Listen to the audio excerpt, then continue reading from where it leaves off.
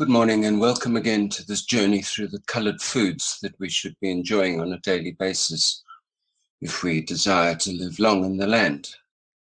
Today it's about the yellow and orange foods. Let me preface today's talk by acknowledging that much about wellness remains mystery. Now we see through a glass darkly. Only later shall we meet with God face to face and have answers to our many questions. I meet daily with people in poor health for one reason or another, many of them Christians. There is nothing simple about this. Yet the research is unequivocal. Those who apply these principles shift the odds in their favor.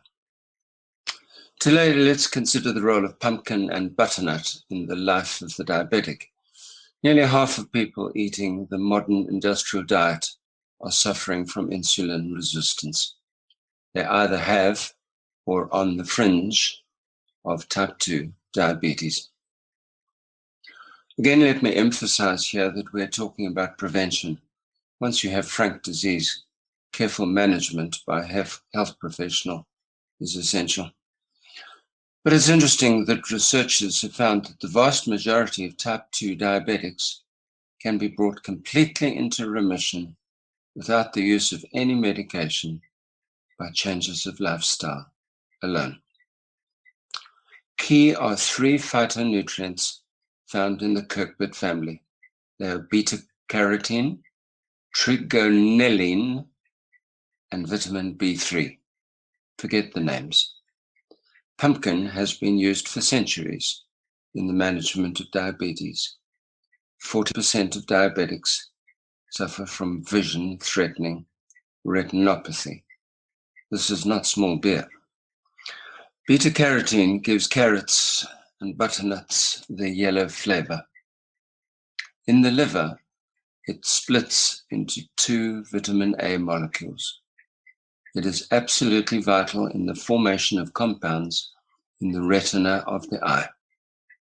UNICEF estimates that at least 1 million children under the age of 4 die annually from blindness, caused simply by a deficiency of vitamin A, and many more adults, of course.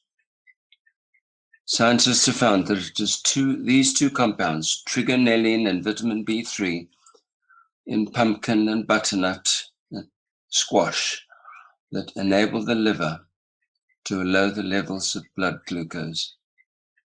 To the extent that with other simple interventions, most diabetics can get entirely off their medication. This is complicated, not to be covered in a 5-minute talk, obviously, but it includes simple interventions like taking a short 10-minute walk after every starchy meal, absolutely keeping refined carbs like cake flour and sugar only for high and holy days. Yes, Shrove Tuesday is just around the corner. Perhaps we'll allow one pancake, but make sure that you have it with a feta and spinach filling, and perhaps some butternut soup mixed into the dough. Other interventions would be, for example, keeping the glycemic load on our meals down, small portions of carbs, and certainly only one starch if you suspect you may be insulin resistant. If you're having a mealie for lunch, then no bread. Chronically raised blood glucose inflames the linings of our arteries. Yet another is to make the interval between supper and breakfast as long as possible. It's known as time-restricted fasting. Have supper early and breakfast late. Difficult for many of us, but for those who want to get off their metformin and insulin, it means a return to a plant-based diet. It doesn't mean no meat, just the inclusion of beans and peas and lentils every day in our food, and plenty of colored fruits and vegetables.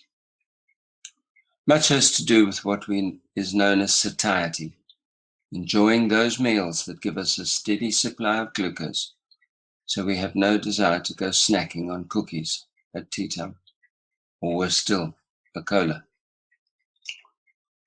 And for the older person, rather more protein, particularly from legumes and the good fats, for example, olive oil and avocados. The scientists are still arguing about whether butter is back or not, though they all agree margarine is out. Orange peppers, by the way, are the richest source of zeaxanthin that we talked about on Tuesday, the nutrient that, along with lutein, helps prevent adult onset blindness. Not unimportant, too, is that plenty of beta-carotene in the diet increases the absorption of iron from our food nearly 3 times. Never take beta-carotene in supplements, by the way. It increases the prevalence of some cancers. Tired all the time syndrome affects nearly 80% of women in some Western countries, often due to an iron deficiency.